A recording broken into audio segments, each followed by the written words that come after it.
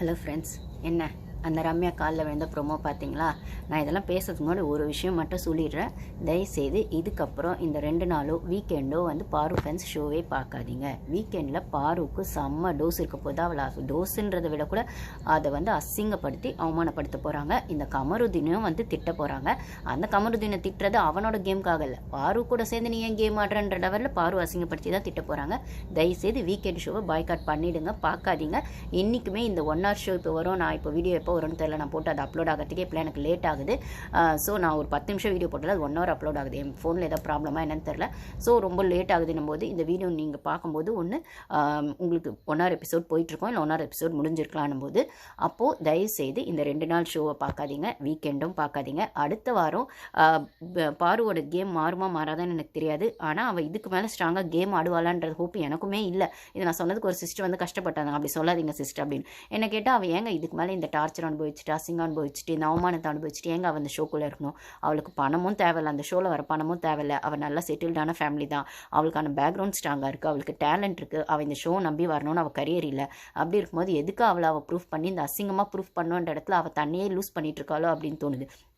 அதுக்கு மேலே நான் ஆல்ரெடி சொன்ன மாதிரி பாருவோட கேம் இந்த கமருதினால இந்த வாரம் கெட்டு போக போகுது அப்படின்னு சொன்னால் அது அப்பட்டமாக அதுக்கான விஷயங்களாக வந்தது தான் இந்த ரம்யாவோட ப்ரோமோ. அவள் காலில் விழுறது செய்யறதுன்னு ஒன்றுமே இல்லை. இந்த டாஸ்க் இருந்ததில் அந்த நெக்லஸ் டாஸ்க்கு அதை ஒரு அலப்பறை பண்ணி அநியாயம் பண்ணி அந்த விக்ரம், நான் ஆல்ரெடி சொல்லிட்டேன் இந்த டாஸ்க் ஆரம்பிக்குதுன்னு சொல்லிட்டேன், விக்ரம் கும்பல் சேர்த்துட்டு இந்த டாஸ்க்கை வின் பண்ண ட்ரை பண்ணுவான். இந்த அப்பட்டமான இந்த மேல் பிக் பாஸ் வாய்ஸ், இந்த பிக் பாஸ் டீம் எல்லாமே சேர்ந்து விக்ரம்க்கு சாதகமாக தான் பண்ண போகிறானுங்க.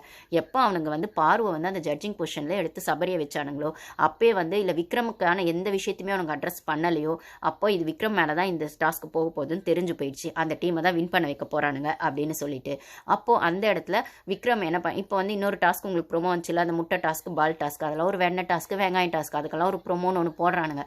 ஓகேவா? அப்படி தான் பிச்சை எடுத்துகிட்டு இருக்கானுங்க ப்ரோமோக்கோ டிஆர்பிக்கோ அப்படின்னு சொல்லும்போது. ஸோ இந்த இடத்துல அந்த டாஸ்க் முடிஞ்ச உடனே என்னாச்சுன்னா அந்த டாஸ்க்கில் ஆப்வியஸாக அந்த விக்ரம் டீம் தான் வின் பண்ணானுங்கன்னு வைங்களேன்.